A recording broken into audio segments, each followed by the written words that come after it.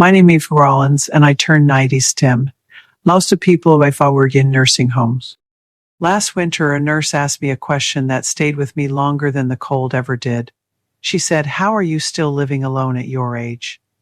I smiled, but the truth is, I had been asking myself the same thing for years. My name is Margaret Collins, and I turned 96 this spring. Most of the people I grew up with are gone now, and many of my friends spent their final years in nursing homes. I didn't. Not because I was stronger, richer, or luckier, but because of a decision I made long before I understood how important it would become. When people imagine old age, they picture decline arriving suddenly, like a storm you can't escape. But aging doesn't arrive all at once. It sneaks in quietly through small habits, small choices, and small moments you barely notice when you're young. I was 42 when my husband Daniel died, a heart attack on an ordinary Tuesday morning. One moment we were arguing about grocery prices, and the next I was standing in a hospital hallway holding a purse that suddenly felt heavier than my entire life. I had two children still at home and no time to fall apart, so I did what many women of my generation did. I kept moving. For years, survival was my only plan. I worked at a school cafeteria, walked everywhere because I couldn't afford another car, cooked simple meals, and fixed things myself because hiring help was not an option. At the time, I thought I was struggling. I didn't realize I was building the very life that would later save me. I never stopped moving because stopping meant thinking too much. I climbed stairs every day, carried groceries myself, cleaned my own floors, and tended a small garden behind our house. None of it felt special. It was simply life asking to be lived. In my 60s, friends began talking about retirement as if it were a finish line. They planned long days in front of televisions, finally resting after decades of work. I understood the desire for rest, but something inside me resisted the idea of becoming still. I had noticed something quiet but frightening. The people who stopped using their lives slowly lost them. So I made a private rule. Every year, I would learn one new thing that required effort. At 63, I learned to swim, even though I was afraid of deep water. At 70, I joined a local reading group even though I barely spoke during the first meetings.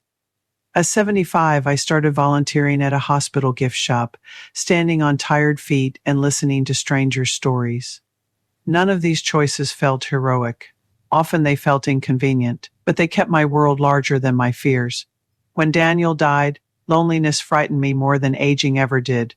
I saw women withdraw after loss, shrinking their lives until their homes became waiting rooms.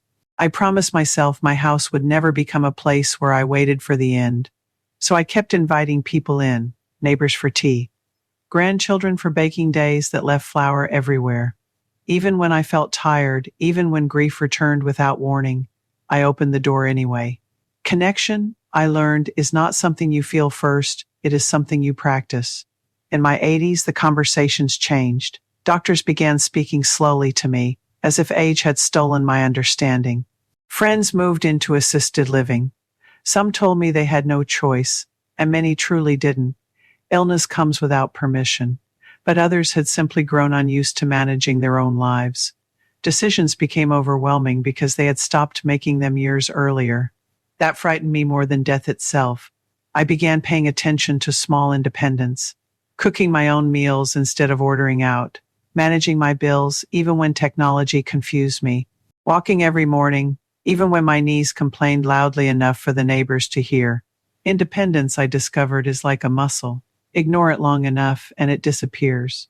There were difficult days. At 89, I fell in the kitchen and lay on the floor for nearly an hour before I could stand again.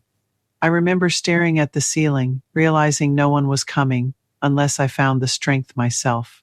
That moment changed me. Not because I felt weak, but because I understood clearly that independence requires preparation, not pride. I installed railings, removed rugs that could trip me, and accepted help where it made sense without surrendering responsibility for my life. That balance took humility. Many people believe avoiding a nursing home means refusing help, but the truth is the opposite. You must accept help early enough that you remain in charge of your choices. The real secret, if there is one, has nothing to do with health tricks or perfect habits. It is purpose. Every morning, I wake up knowing someone expects something small from me. A phone call to my sister's daughter, a letter to an old friend, watering plants that would quietly die without attention.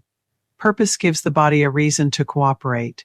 When I turned 95, my doctor reviewed my chart and said, almost surprised, "You're doing remarkably well." I laughed because my body certainly didn't feel remarkable. I move slowly. I forget names sometimes. I need brighter lights to read. But I still belong to my own life, and that makes all the difference. People think avoiding a nursing home is about escaping a place. It isn't. It's about staying connected to yourself long enough that your life still feels familiar when you wake up each morning. I have visited friends in beautiful facilities with kind staff and warm meals, yet many of them looked lost, not because they were uncared for, but because their decisions had been handed away piece by piece long before they arrived there. A life doesn't suddenly become small at 90. It becomes small when curiosity ends, when effort feels unnecessary, when we quietly stop participating. Now, at 96, my mornings begin the same way they have for years. I open the curtains myself. I make tea slowly, listening to the kettle. I sit by the window and watch people rushing toward days they believe will last forever. I don't envy their speed anymore. I value my slowness because every movement still belongs to me. I know one day I may need more care than this home can give me. None of us outruns time forever. But I also know that the years I've lived independently were not an accident. They were built through ordinary decisions repeated long enough to become a life. If you are listening to me now, perhaps you imagine old age as something distant, something waiting decades ahead. I once believed that too. But the person you become at 90 is quietly being shaped by how you live tomorrow morning. Take the walk, learn the unfamiliar thing. Keep choosing involvement over comfort.